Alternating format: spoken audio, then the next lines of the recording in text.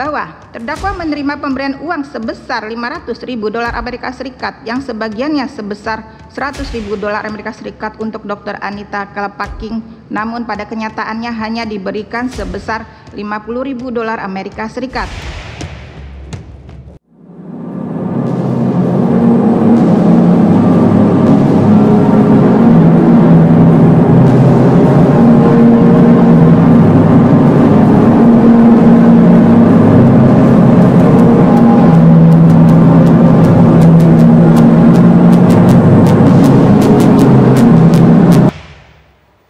Ya, itu dia persidangan Jaksa Pinangki. Saya ingin ke Pak Susilo. Pak Susilo, jadi berapa kali persisnya klien Anda Joko Chandra bertemu Jaksa Pinangki ini?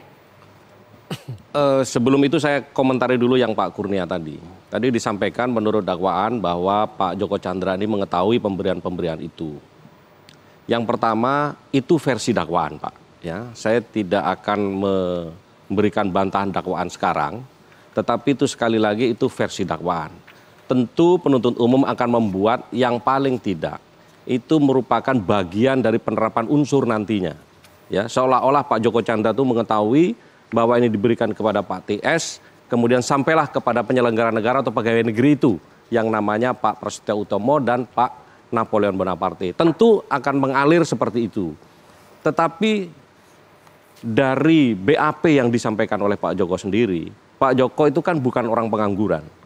Jadi kalau dia harus mengetahui kemana uang itu diberikan kepada siapa, dia tidak tahu itu. Kalaupun misalnya tidak tahu person to personnya, tapi bukankah seharusnya wajar tahu uang itu kalau untuk ngurus biaya di kepolisian ya pastinya nyampe ke polisi dong, Pak? Oh tidak, Pak Joko hanya mengatakan ini urusannya Pak Tommy Sumardi. Yang terpenting adalah bahwa saya ingin sekali kembali ke Indonesia. Jadi apapun lah kalau bisa bagaimana coba dicek mengenai red notice. Dan red notice itu kan urusannya dengan urusan kepolisian. Kalau mengecek urusan kepolisian ya pasti urusannya sama pejabat kepolisian. Tidak masuk akal rasanya kalau kemudian mengurus red notice tapi ke orang swasta. Kan nggak ada hubungannya, Pak. Iya, itu kan Pak Tommy Sumardi yang mengurus. Jadi Pak Joko Chandra hanya mempercayakan itu kepada Pak Tommy Sumardi. Tapi Pak Joko Chandra tentunya tahu bahwa Pak Tommy Sumardi harus berurusan dengan polisi kalau urusan red notice. Tentu institusi polisi, tetapi diberikan kepada siapa uang itu urusannya Pak Tommy. Jadi Pak Joko Chandra tidak tahu sama sekali soal Tapi bahwa ya uang itu akan sampai ke pejabat kepolisian. Sama seperti misalnya pengurusan surat palsu. Baik. Surat palsu itu kan juga jelas tuh ditemui oleh Brigjen Prasetyo bahkan. Kemudian surat palsunya namanya ditulis Joko Chandra sebagai konsultan Bareskrim beralamat di Jalan Trunojoyo. Ya tentunya kan tahu itu pengurusan surat palsu. Ya tidak tahu. Pak, karena Pak Joko tidak memerlukan surat-surat itu ketika datang ke Indonesia. Tapi surat itu dibuat dan kemudian ada surat pemeriksaan bebas COVID padahal tidak pernah diperiksa COVID. Iya, Pak Joko tidak tahu karena Pak Joko sudah... Tapi surat itu ada.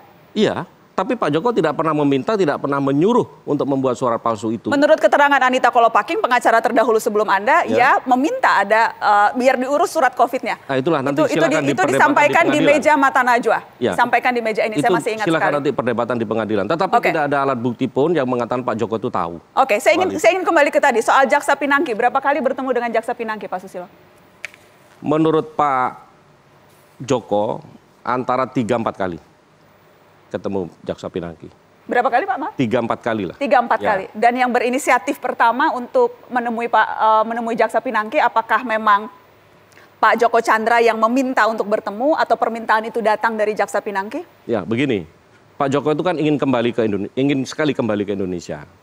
Kemudian Pak Joko itu menghubungi beberapa orang lah ya, termasuk Pak Rahmat yang sudah secara publik sudah tahu. Kemudian Pak Rahmat menghubungi Ibu Jaksa Pinangki. Karena Jaksa Pinangki itu menghubungi Pak Joko merasa keberatan. Karena Ibu Pinangki ini adalah seorang jaksa. Sehingga minta saya pengacara saja yang berhubungan dengan saya. Nah, muncullah itu nama Pak Andi Rifan, muncullah Ibu Anita Kalapaking. Sampai di situ. Kemudian terjadi diskusi-diskusi itu sampai lahirlah rencana adanya fatwa itu. Saya ingin lempar ke Mas Bonyamin. Bagaimana Mas Bonyamin mendengar itu justru karena jaksa jadi tidak mau ditemui, maunya hanya berurusan dengan swasta? Tanggapan Anda? Kan gini, mestinya dalam persidangan kemarin yang kesaksian Rahmat dan Pak Joko Chandra itu didalami dan sebagian juga sudah terungkap meskipun sedikit, misalnya Rahmat itu diajak atau mengajak.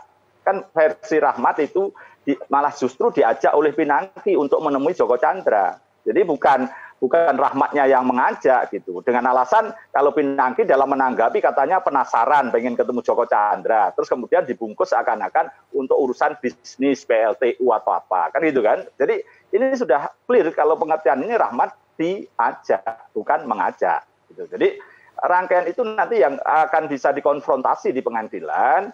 Ini yang proses-proses itu seperti apa. Tapi saya menyayangkan jaksa penuntut umum tidak mendalami dari Pak Joko Chandra itu misalnya ya bagaimana pertemuan-pertemuan itu, bagaimana kemudian Pak Joko Chandra yakin menggunakan jasa Pinangki untuk ngurus fatwa.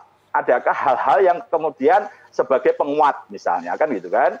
Karena di dunia kita itu pasti selalu ada penguat supaya dipercaya begitu. Dan itu antara bluffing dan benar itu tipis-tipis saja gitu. Dan itu pasti dirangkaikan ke sana dan harusnya didalami. Dan juga Rahmat misalnya tidak didalami berkaitan dengan proses-proses yang disebut kingmaker itu didalami, tidak. Itu kan kemarin tidak didalami.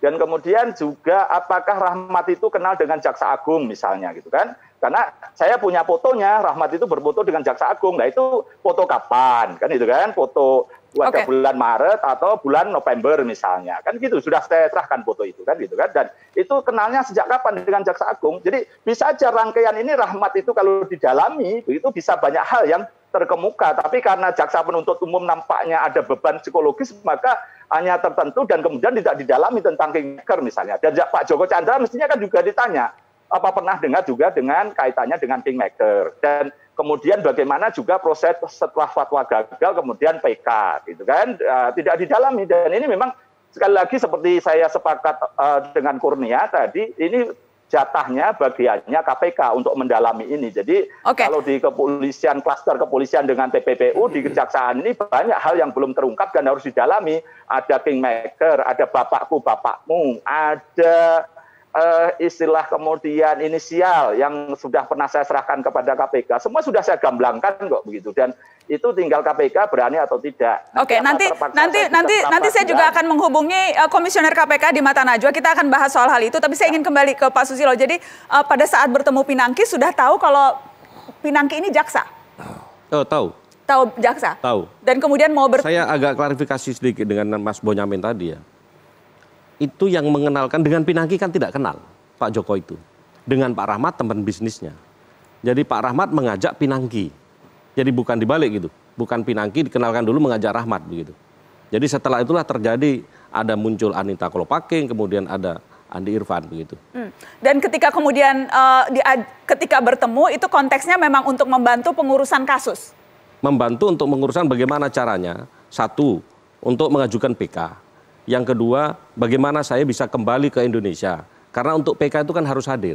Nah itulah yang dimaksud oleh fatwa MA dari Pinangki itu, kemudian ditindaklanjuti dengan pengurusan PK. Oke, dan kemudian ada sejumlah uang yang sempat tersebut. Saya ingin tunjukkan jumlah uang yang nominalnya luar biasa yang sempat tersebut dalam berbagai perbincangan dan kemudian juga terekam dalam keterangan di persidangan. Jadi permintaannya itu $100 juta, teman-teman. Itu setara dengan 1,5 T. Ini permintaan untuk mengurus biaya fatwa. Kesepakatannya, sepakat akhirnya di $10 juta, yaitu kurang lebih 150 miliar. Bayarnya $1 juta, 15 miliar. Dan cicilan awalnya $500.000, 7,5 miliar. Itu uang semua ya teman-teman.